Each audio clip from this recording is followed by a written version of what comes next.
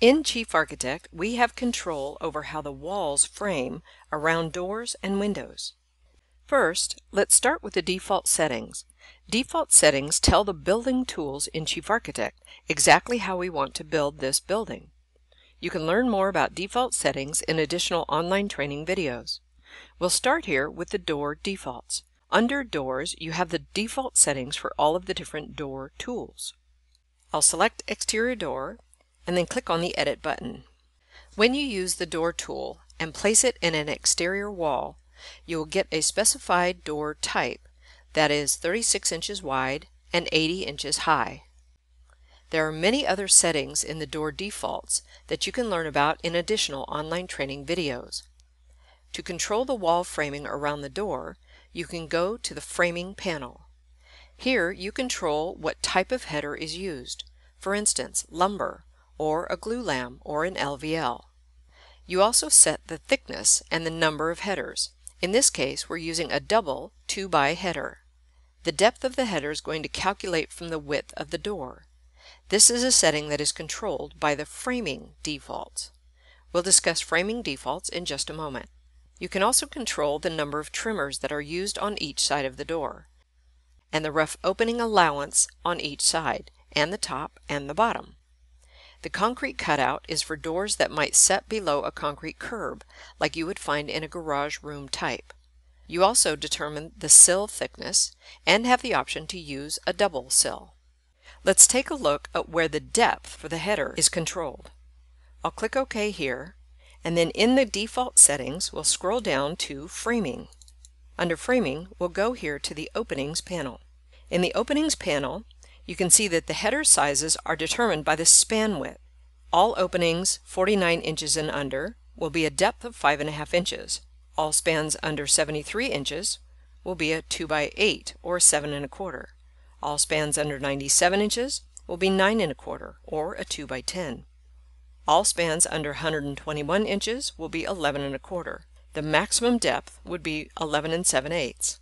If you know that you're going to use all of the same header sizes, you can change these to be all the same number, or you can simply delete the numbers in the rest of these fields.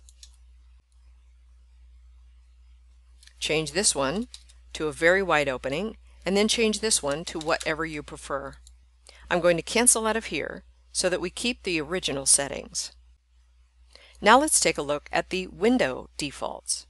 I'll double click here on the window, and you can see here that my default window is going to be a double hung window 32 inches wide by 48 inches high.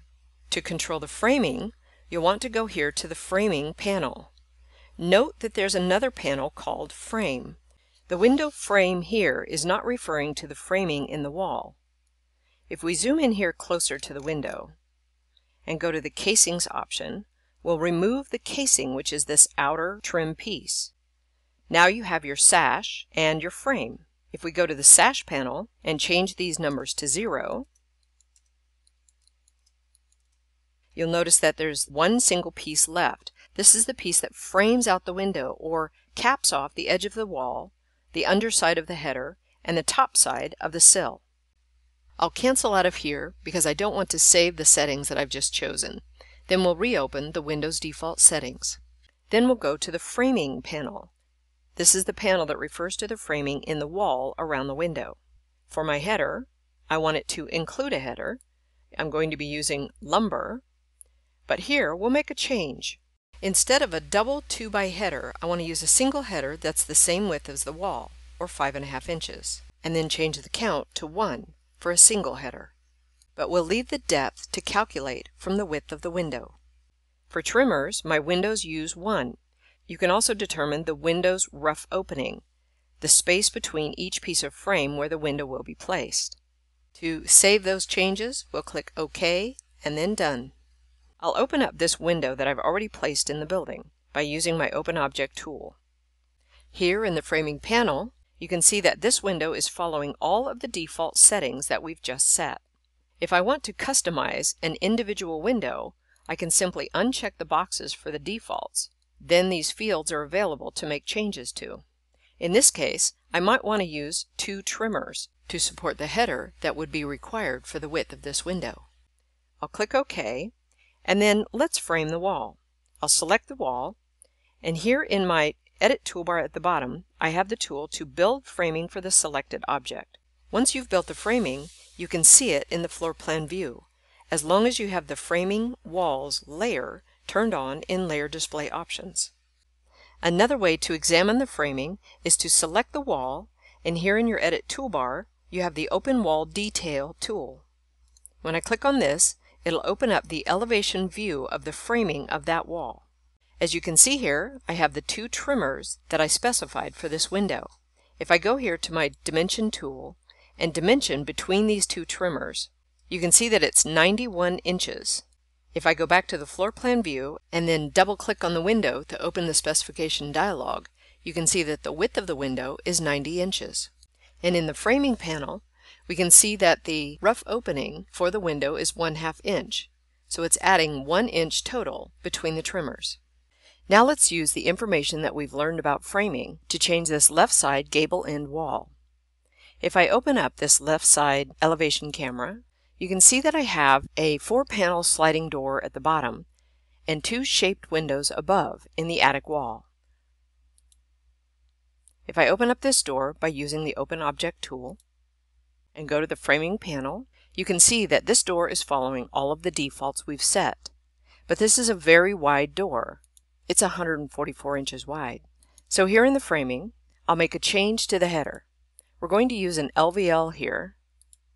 It'll be the thickness of the wall, which is 5.5 inches, and we'll use 1, and we'll leave the total depth at 11 7/8 inches. Here for trimmers, we're definitely going to want to add. I'll use 3 trimmers on each side to support this large header. I'll go ahead and click OK. Then let's go up to the attic level and take a look at our windows.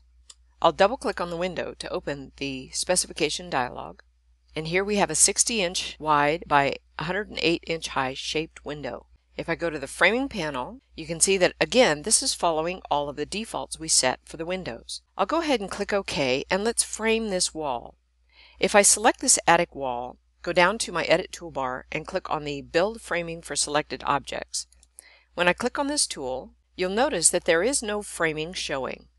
That's because the attic wall is actually part of the wall below it. In order to frame the attic wall, I'll need to select the wall below it, click on the Build Framing for Selected Objects tool, and that will frame actually both walls.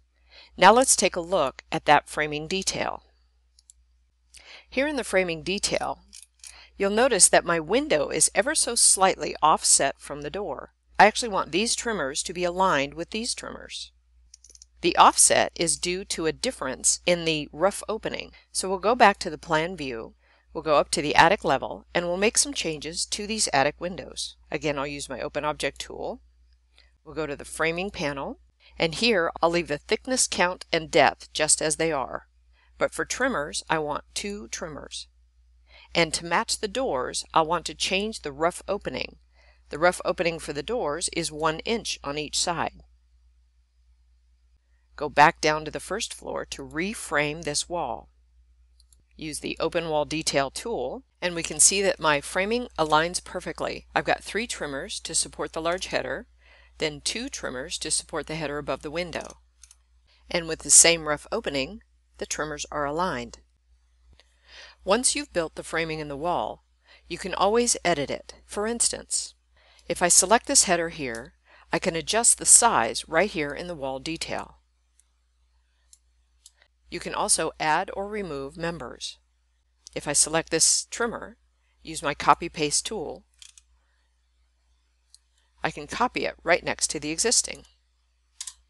So in Chief Architect, not only do we have a lot of control in how our doors and windows are built, but we can control how the wall is framed around the opening as well.